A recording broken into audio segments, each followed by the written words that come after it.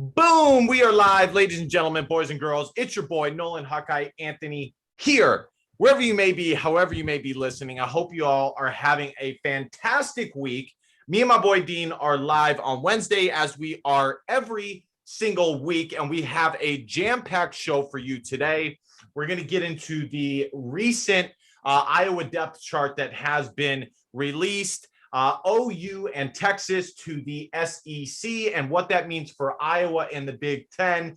And we're going to take a look at the most recent Iowa Hawkeye commit in the class of 2024 and just kind of revisit the recruiting overall for the Iowa Hawkeye football team. And perhaps later in the show, we might take a gander at Iowa Hawkeye hoops and just check back in and see where everything's at. But before I get into that, I want to mention going to 247hawkeye.com, 247hawkeye.com, and the YouTube page, Nolan Hawkeye Anthony. I hope you guys consider subscribing there. It really helps when you guys do that. We're already almost up to 70 subscribers, and it hasn't even been a full month.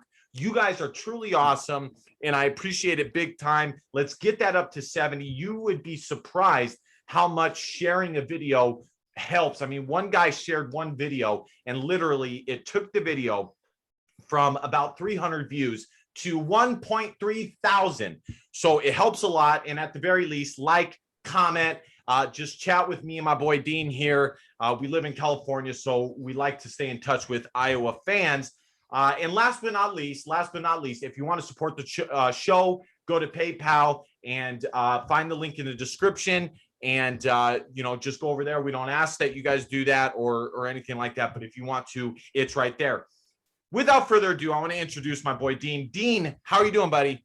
I'm doing great this afternoon. Now, I just want to warn our viewers. Look at Dean's gear. He looks good, folks. Look at him with the Iowa tee, with the California cap. You look good, Dean. I wanted to save that until we got into this.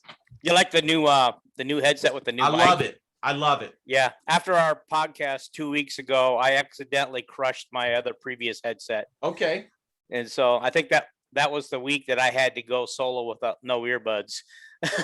That wasn't so bad though. I mean, there certainly is a difference when you have the headphones that you have with that. So I think it looks great, Dean. I really do. Do you like them? I love these. These are my favorite. Now, I just wanted to let everybody know that if you guys hear something like a saw going, like electric saw, like, I just found out a few minutes ago, they're cutting down a tree right out in front of my house, and I did not know that. We'll be all right. Thank you for letting the listeners know that. We appreciate you guys hanging out with us. The channel's been doing great. And just real quick, if you guys listen, you guys can find the podcast anywhere. But if you do, Anchor is probably the best place to do that, since that does help us out a little bit. But obviously, listen to it wherever you are at. Okay, Dean, let's get into this. With the football season approximately 30 days away, which is so close. It is so close. I'm stoked. I can't wait. I mean, I seriously cannot wait to see the stadium jam-packed, Kinnick Stadium packed, fans going crazy, having a good time. And I am truly excited for that. We just inched a little bit closer to that with the two deeps being dropped. Now, these are not two deeps that are for sure what we are going to see heading into the season. But this is what they are heading into their last camp, August, which is when their camp starts. And there are some surprises. There are some definite things that I raised my eyebrows at.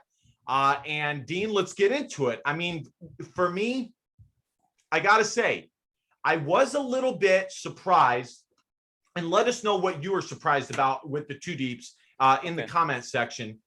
But Dean, I was surprised by Keegan Johnson.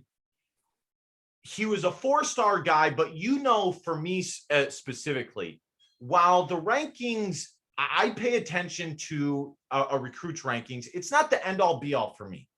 And with Keegan Johnson, I knew that his dad played for Nebraska, so he has the bloodlines and the money lines, I guess, whatever. And he just seems like a really determined kid. But quite frankly, wide receiver is one of the best positions that Iowa has. Matter of fact, Kirk Ferentz in his media day, which we will get to, we'll play some of the clips from the Iowa media day. I forgot to mention that at the jump here. He said that if Iowa was playing 7-on-7s, Iowa, he would feel good about their team. When was the last time Kirk Ferentz ever felt good about a 7-on-7 version of the Iowa Hawkeyes? The answer is never, guys. The answer is never. So I got to say, Keegan Johnson was a surprise. And I'm going to leave some meat on the bone here for you, Dean. But the other surprise for me was really just kind of the offensive line and how young it is. It is very young. Now, don't mistake, folks, young for not good. That's not what I'm saying, okay? When I say young, I literally mean just young. This offensive line, just like the defensive line, has major room to be dang good. And so I expect them to be at least solid. So those were the two big surprises for me. Obviously, there were some other surprises. I'm going to take a look at it again here while you're talking. But Dean, what were some of the surprises for you, bud? Well, let's look at the center. Of course, Tyler Lindenbaum is the starter. Nobody was going to question that. But his backup on going into fall campus, Matt Fagan, if you remember in the spring, it was Noah Finsky. That was his backup. And so I don't know what happened there. He transferred. Did he transfer? Yep. I didn't catch that. All right. I wonder why. Man, you're a backup. You're one play away from starting, dude. I don't understand it either. That's but that's just the way it is these days, folks. I mean, and that's another story in and of itself. But players are transferring at an alarming rate, and most of the time they're not even getting picked up by other schools. But go ahead, Dean. Yeah. Oh, yeah. And then, of course, you already brought in the fact that Keegan Johnson was on the two deeps, but that dropped Max Cooper off the two deeps. That's, that just tells me how good this Keegan Johnson is, because I know that everybody was high on Max Cooper 2 years ago. Yeah. And I know he didn't play last year, and everybody kind of wondered why. And then it came out that he had an injury. So that was the reason why he didn't play much last year, if at all. And so, but I'd never forgotten about Max Cooper, because just like Charlie Jones, he showed a lot of flashes just 2 years ago. Right. And so, well, we look at this, the offensive and defensive line, Dean, and they are young. They are. But folks, the last couple of years, I have been saying that Iowa, that these are some of the most talented Kirk Ferentz teams. And, a couple of things. Number one, with players transferring so often, the Iowa way is as even though that kind of turned into a dirty phrase last year, the Iowa way is as important as ever, because the only way to stay unaffected by transfers and, all of the things that are affecting programs, including conference realignment and name, image, and likeness, is to have a program like Iowa where you bring in good kids that are willing to work hard, learn, and develop. But bottom line is the recruiting has gone up a little bit for the Iowa Hawkeyes. They've had some solid classes, some top 40 classes the past 3 or 4 years. And we're seeing the fruits of those labors. I mean, Lucas Van Ness at defensive tackle, he came in as a defensive end. He is a redshirt freshman. Yaya Black, the starter, he's a redshirt freshman. He came in as a D end and probably could play defensive end. Logan Lee, redshirt freshman. Deontay Craig, redshirt sophomore. John Wagner is a redshirt junior. But it's very young. Let's look at the offensive line. Cody Ince and Tyler, let's start at tackle. Jack Plum is a junior, I believe. but Mason Reichman is a sophomore. Cody Ince and Tyler Ellsbury are juniors and sophomores. And we go to Justin Britt, who's a junior. I was a little bit surprised that Justin Britt was not in the starting lineup. I will admit, I thought Justin Britt was going to be the starting left guard or right guard, but it looks as though what seems to have happened is Nick DeJong, Nick DeJong is solid enough at right tackle that the Iowa Hawkeyes slid Cody Ince back inside, and therefore Justin Britt does not have a starting spot. Now, Justin Britt is a very young player, but that was a little surprising for me, Dean. I mean, a lot of people were high on Justin Britt, and he's not in the starting offensive line group. And I think I know why. Yeah, go ahead. He was hurt most of the spring practice. But I mean, he's going to play a lot. It doesn't really matter if he starts or not. He's going to be in the rotation. He's going to play a lot as long as he can get recovered from whatever injuries kept him out in the spring. Right. Well, it is interesting, Dean. We look at some of these, the offensive line have had for the past 3 years have had guys that are walk-ons that are getting significant playing time. Mm-hmm. Kyler Schott was a walk-on. Nick DeJong was a walk-on, which is part of the reason why I have said about the Iowa tight end group that came in last year that did not have offers but walk-on spots. Listen, if you're willing to work, Iowa will get you to where you need to go. So that part is interesting. But listen, Dean, outside of that, most of the players have held strong. We know what the defensive back position is going to be. We did not see Xavier Williams, but as I said before, Xavier Williams is going to have to earn his spot. Iowa does not like to have a new guy come in and just to give a spot away just because there's some pressure from the outside. He's going to have to earn his starting spot. So we'll see how that goes. But right now, he's not in it. And then outside of that, like Dean said, Max Cooper is not in the starting four. And I was a little surprised that Desmond Hudson, the 6'4" wide receiver out of St. Louis, is not in the starting four. But Dean, I feel good about Iowa's wide receiver group. I really do. They are a bunch of really solid guys. So, with that being said, and then last but not least, the running back group. Folks, if Ivory Kelly-Martin can stay somewhat healthy, I am super excited about him. I think he is the perfect second punch to Tyler Goodson. He can catch the ball out of the backfield. He can run powerfully, but he can burn. And listen, folks, Iowa needs a running back that can just get down the field. Tyler Goodson can as well, but it's nice to have a second option there.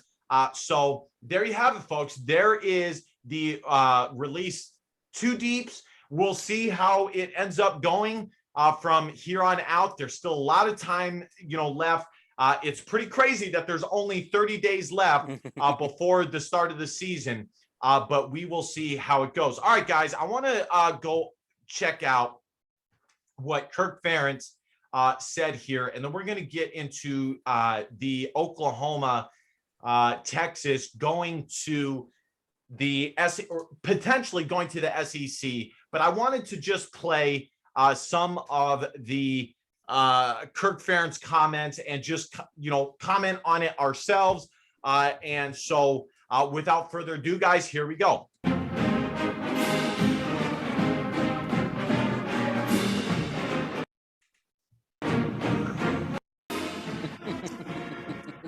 Appreciate that, Commissioner, and great to have Commissioner Warren in the conference. Good morning to everybody, and certainly outstanding to be in person. Even better to be in a football environment like this. So kudos to the Big Ten for setting this up. This is my last year was a little bit of a blip in the radar, but certainly seen a lot of changes during those 23 years, and then also A lot of things really haven't changed. And as far as our approach at Iowa, not much has changed. We've always been focused on trying to assist our student athletes being successful in the classroom. Hope that they have a great career football-wise, maximize all their abilities. And I think most importantly, just try. That's very true, folks. Iowa has not changed a lick. I mean, they've changed a little bit here recently, but that's probably more because of peer pressure than actually having to change. To help prepare them for the adult lives. And I think that's one great thing about college football. It really is a great vehicle to do that. Also, every year, and basically goes back to January, we all start new. It's a new season, new year calendar-wise, and a new team. And it's a real opportunity for all of us to be involved with great young people. Except for this year's Iowa team, who has a ton of guys coming back. An opportunity to help them grow, develop, and learn, and ultimately get prepared to compete in an outstanding conference like the Big Ten. It's just a really thrill. It's a great honor to be part of that. Perhaps not the Big Ten for much long. By the way, I have to interrupt so I don't get slapped with a copyright strike. And I'm just letting Dean have his popcorn back there. And I think the other aspect about it, obviously, it's like every year, especially at this time of year, there's a real mix of excitement for all of us, and I think also uncertainty, and that'll never change. Regarding our team, obviously, just looking forward to getting started with them. Looking forward to preseason practice when that goes. I know I want to read this real quick. 71% returning production, guys. That is rare for an Iowa Hawkeye team, and that's low in the Big Ten. They're 12th. That's low. But they enter the season on a 6-game win streak. And the key returnees, they don't even have Tyler Linderbaum right there. They have Tyler Goodson and Zach Van Valkenburg. They don't even have the top 5 player in the country, guys. Whoever did this graphic, done. all of us want to know the answers right now. None of us do. I don't know how good we'll be this year, but I can say I really like. Kirk Ferentz always says that. I don't know how good we'll be this year. Our football team. I like the people on it. I like the way they've trained, the way they've worked going back to January, and the attitude that they've displayed on a. It is important, Dean. He said, he likes this team a lot, and I always do pay attention for Kirk Ferentz to say something like that. Really consistent basis. So yeah, happy about that. And I think like most seasons, team-wise, we have a mix of veterans, good, solid veterans, guys that have played and had success out there on the field in conference competition. We've got a good mix of youth as well. And like most years for us at Iowa, we're always concerned about our depth, and that's something we'll really be focused on basically at every position when we start up in August. And I really think that's the beauty of college football. I think that's why there are so many great stories in college. He's exactly right. And that is why I love this Iowa team so much. You have guys like Zach Van Valkenburg, guys like Matt Hankins, who were some of the best players on previous teams, but are older guys. And then you have guys like Jack Campbell, Tyler Goodson, Tyrone Tracy. Maybe you could consider them older guys. Keegan Johnson, it's perfect. And some of the really good Iowa teams have guys like Charlie Jones who transfer from somewhere else, and Iowa turns them into very nice contributors. College football. That's the way to work the transfer portal. You don't remake your team in the transfer portal. You just add and build up some depth. We all have that opportunity to see how we can improve and grow as we go along. So last, in a nutshell, I think if you want to look at our football team, really a prominent focus for us as a coaching staff, certainly our fan base, development of starters up front on both sides of the football. We've lost a lot of really good starting players the last 2 years on both sides of the line of scrimmage. So we've got a lot of work to do there. The defensive line has been decimated. Guys just going to the NFL left and right. Then obviously right along with that, a lot of work to develop depth at those positions.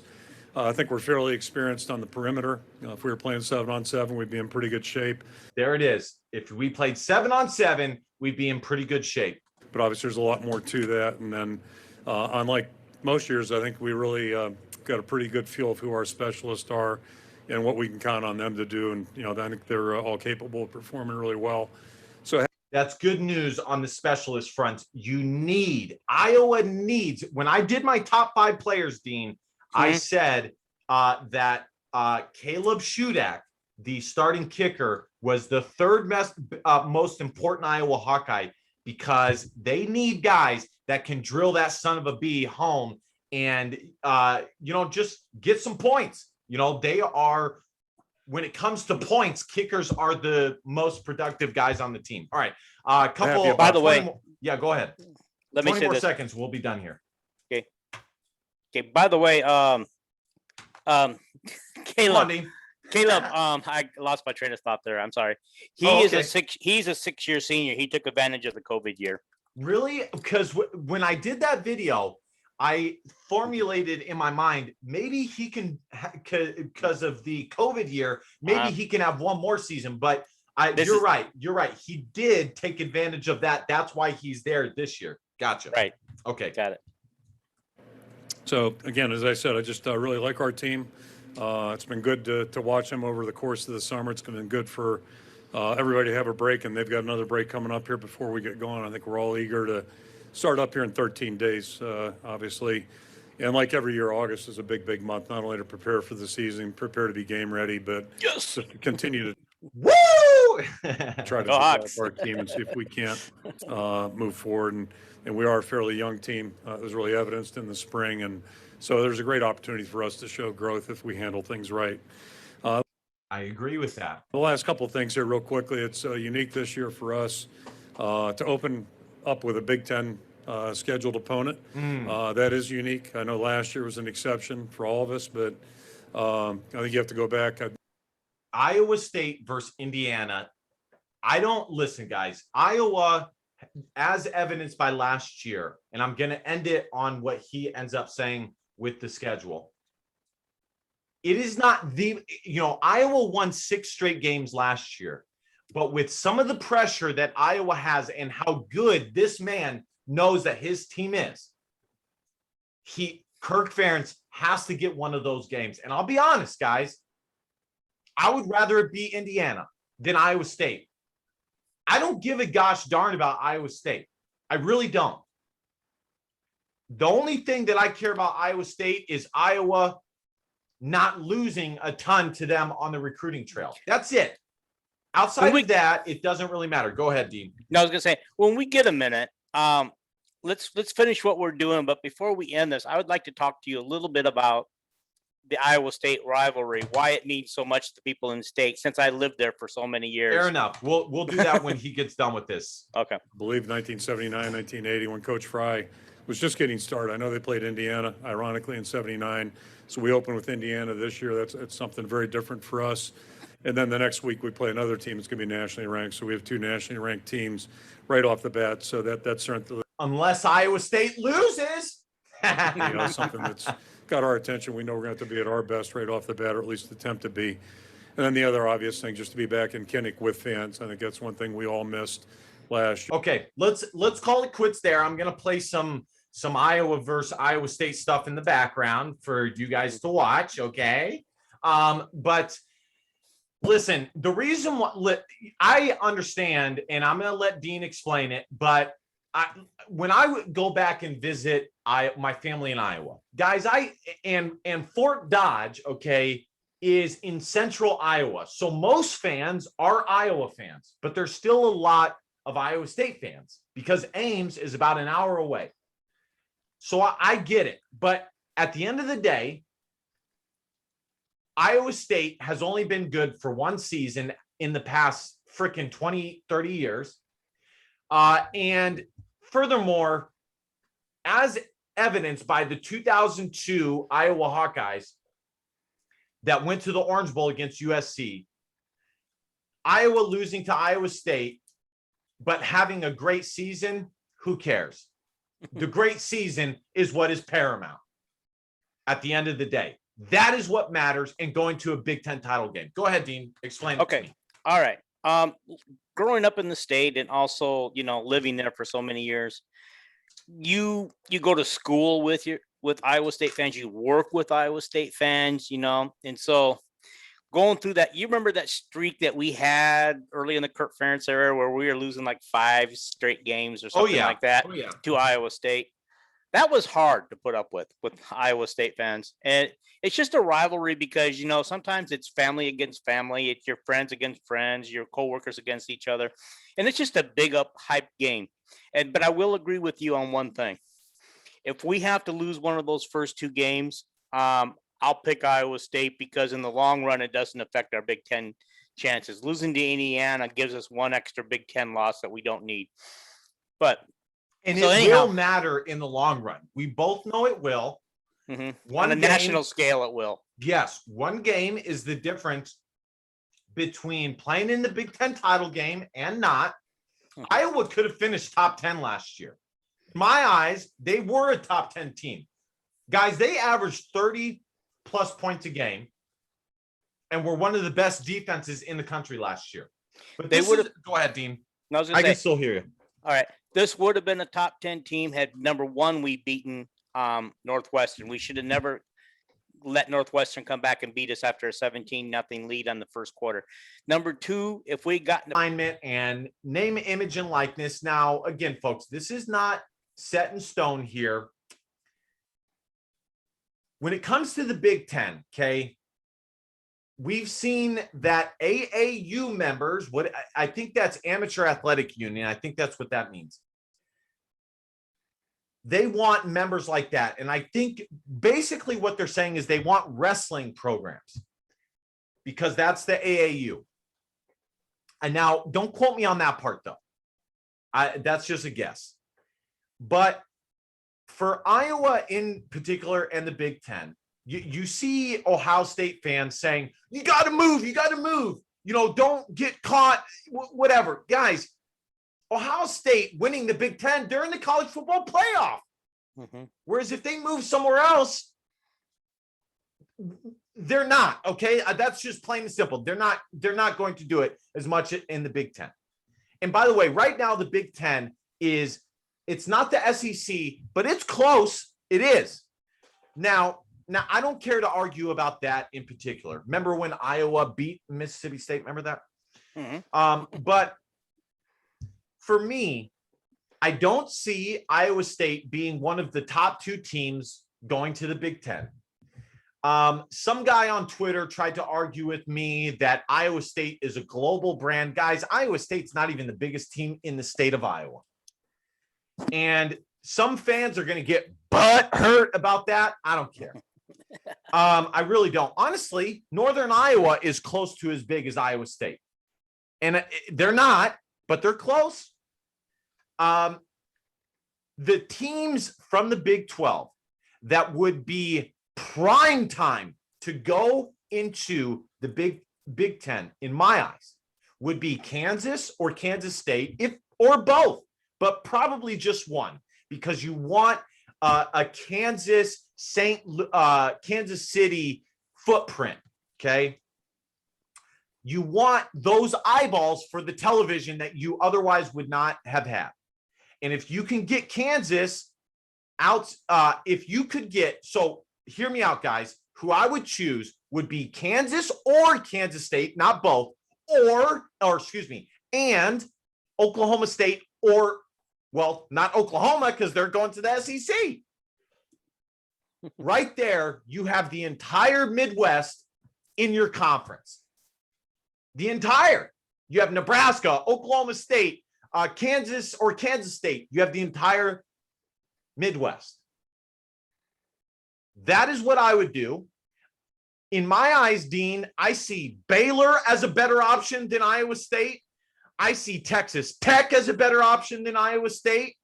Honestly, Dean, I see Duke as a better option than Iowa State.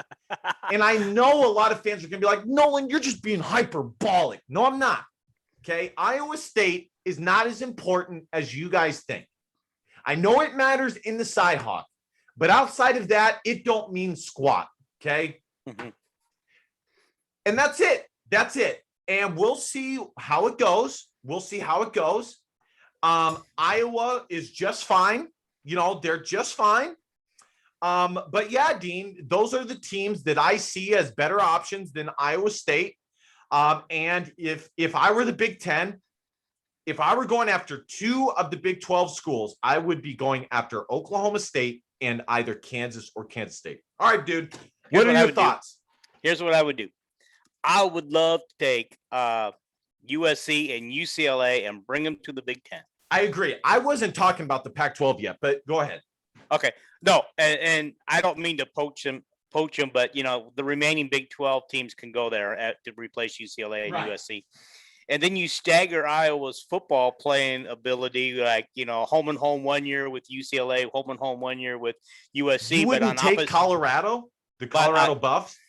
I would, but I'm thinking more in terms of selfishness that I want to go watch the games every year. So I could go, if we could stagger those. Let me tell you the problem with USC and UCLA. Yes. It's the same problem that the Pac-12 has with them. The California, the SEC, there's a feel to college football, right? Right. Mm-hmm. Football is just bigger and better in the South. Yep. The Big Ten, it's awesome as well. I got to tell you, folks, and Dean, we both know this very well. If USC and UCLA are not top, most people don't care about them. Mm-hmm. So that would be a problem. That would bring the Big Ten to California, though, and it would bring a lot more eyes on the TV sets in California. I mean, this is just a pipe dream. I mean, I know that I've read articles where there's some rumors about it, but I don't actually believe those rumors because it's a pipe dream and it doesn't make financial sense to hop over all these other teams and go out to California. Yeah, I don't either. I don't see USC. Let Nebraska UCLA be up right viable. now. Right now Nebraska's our further west team. So now you're talking like a 4-hour flight from Nebraska to California to play your next game. And so that's probably never going to happen. But I was just kind of thinking selfishly. But if you want something realistically, I like the idea of bringing Baylor into the Big Ten. Real quick, Dean, I'm not poo-pooing your idea. I was just telling you what a little bit of the pushback would be. But as far as branding goes, you don't get much better brands than USC and UCLA. Correct. USC is kind of like the blue blood before Oregon. Before Oregon started getting really good in Washington. I would really like Oregon as well. Yeah, and that makes sense too. But wouldn't it be nice to have those kind of teams? Boy, it would just toughen up Iowa's schedule. Oh yeah, but I realistically, you could see what you said. You could see Baylor. You like Baylor as an option. Mm-hmm. Now they are a private school. And the only other there, I don't know if Rutgers is a private school, but I believe Northwestern is. Northwestern and Purdue both. Okay. So the Big Ten is not opposed to private schools, and Baylor's big enough. And honestly, the one thing you get with Baylor, let me tell you guys, is a program on the rise. Same with TCU. You have a program in both basketball and football on the rise. In basketball, you would bring in the defending national champions. That's a big move. Yeah, remember, it came down to Baylor and TCU a couple of years ago for the Big 12 football championship. If you remember that. Oh, yeah. But Baylor is in a little bit of trouble on the football end. But, listen, Dean, this is just overall very interesting. It is not set in stone yet. And it's so interesting. The name, image, and likeness thing happened, and which, I gotta say, guys, I've seen some comments. I'll see a comment on Twitter or Facebook where someone says, name, image, and likeness is so awesome. We're giving the players the freedom they deserve. Okay, fine, whatever. But then you see a comment from that same person saying, college football is ending as we know it. I hate it. Well, why do you think that is, dude? Because literally when the NCAA did have one thing going for it, it was an amateur club. Okay. And it did make money. I get that. Okay. And I'm not defending them. I'm not. But it did hold in the the amateurism that was. And I got to tell you, folks, what we used to see, we won't see. 5 years later, 5 years here in the future, the college football will be totally different from what it will be this upcoming season. Mark my words.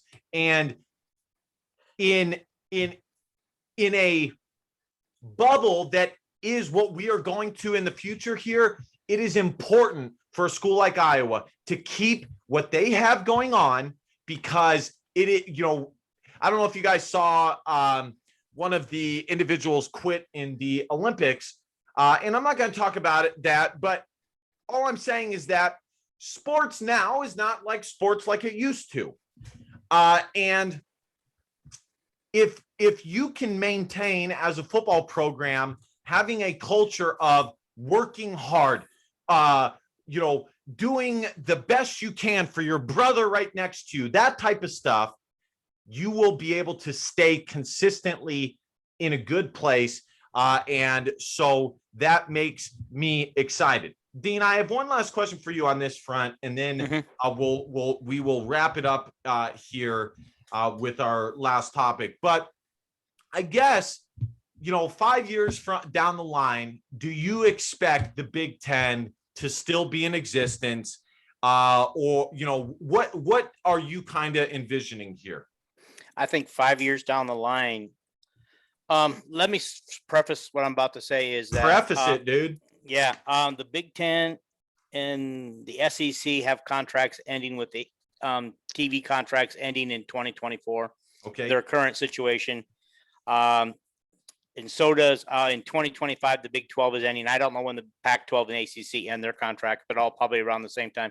So I envision by the time these new TV contracts come, is we're going to probably look at a 16 to an 18 team Big Ten. Same with the SEC. I think the Big 12 will cease to exist in 5 years. I hate to say that, but once Texas and Oklahoma do leave, and it looks, I would have told you a week ago that that's just speculation. It's probably not going to happen.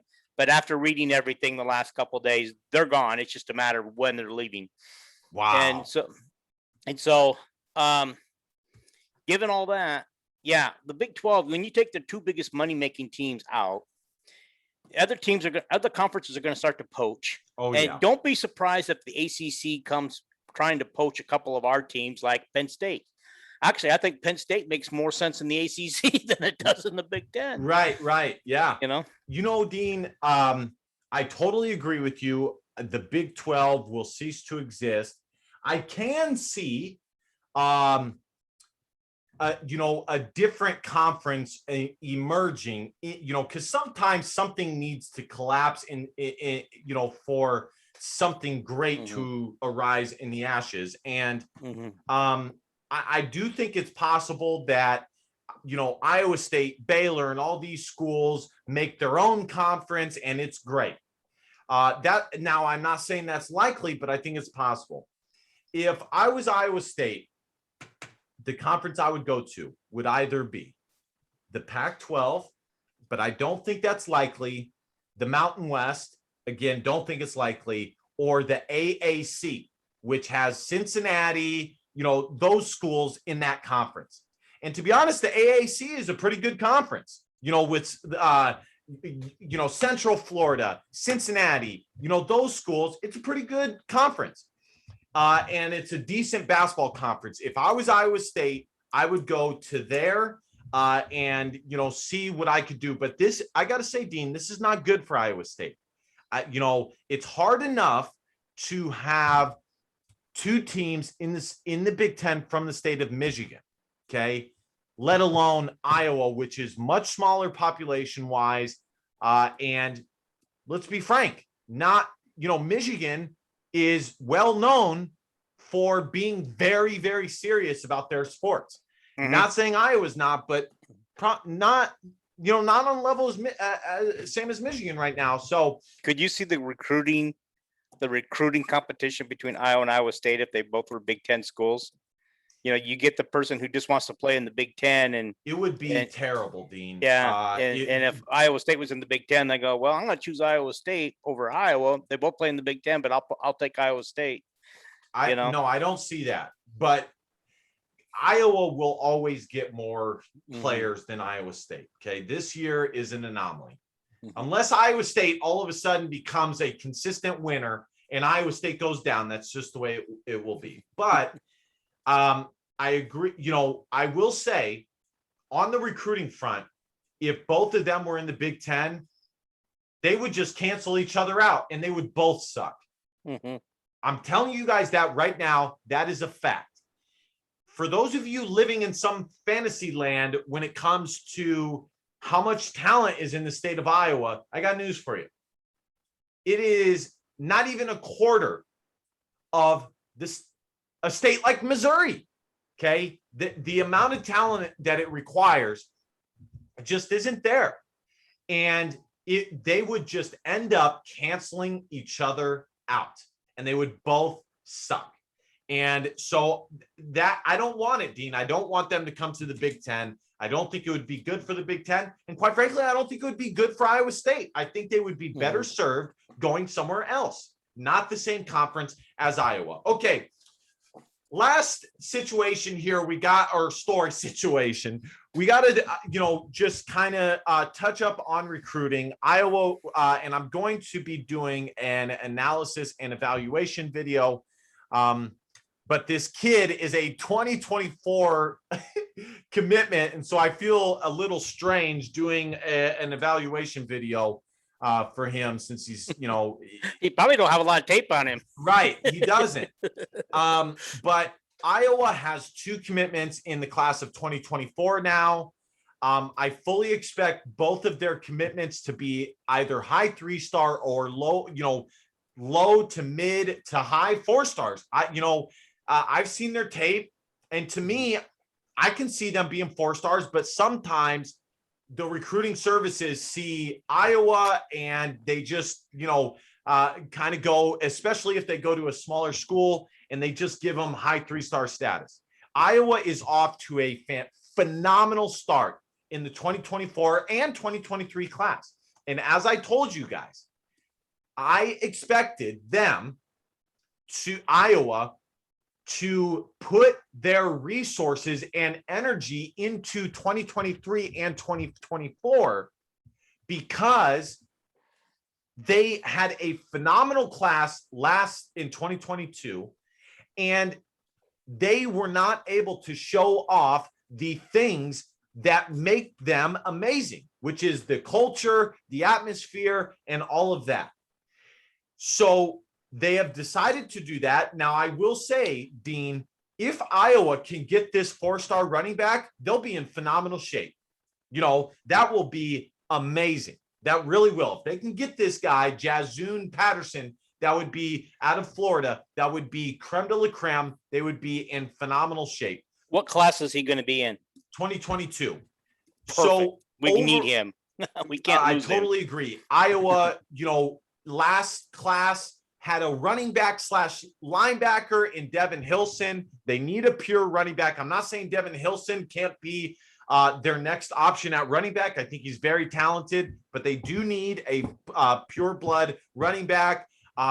Listen, guys, my worry right now overall for recruiting is about a 4. Okay. But when it comes to the 2022 class, I would say it's about a 6 or a 7 with many opportunities left still for Iowa to finish with a dang good class. If they can close on the number 1 player in the state, if they can close on the Wisconsin center, that's a 4-star guy, things will be looking golden.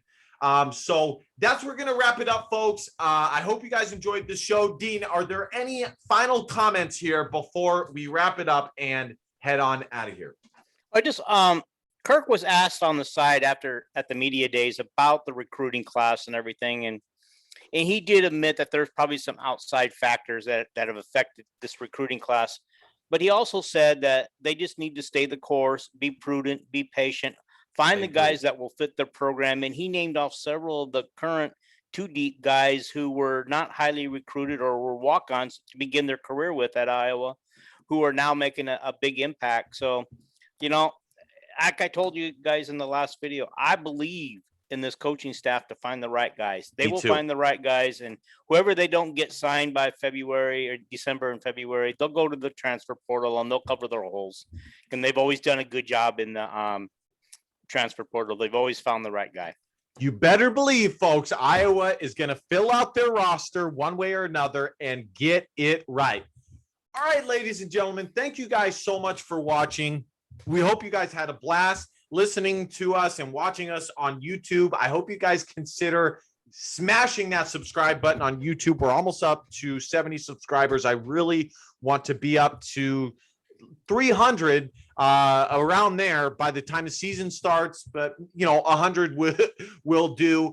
If you guys will please share and like, and at the very least just comment on the show. Me and Dean, living all the way out here in California, enjoy talking with you guys and staying close to the Iowa program. If you guys want to donate and support to the show, there is a link in the description to the PayPal. And last but not least, be sure to go to 247hawkeye.com. And without further ado, DBAT, don't be a pussy, Willow, and facts over feelings, because your feelings don't matter. Love y'all. Go Hawks. Bye.